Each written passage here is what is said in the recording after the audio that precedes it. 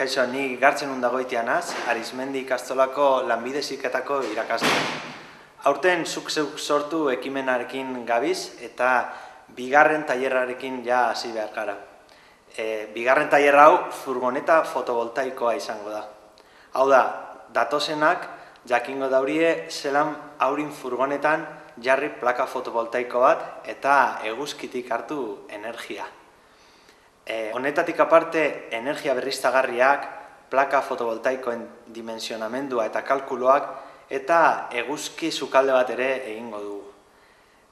Arizmendi ikastolako ferixalekuan izango da, ekainak 15, 16 eta 22.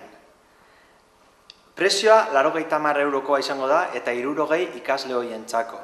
Informa zaitez Arizmendi Pro webgunean edo deitu 7 20 zenbakira. Anima zaitez eta hasi energia aurrezten.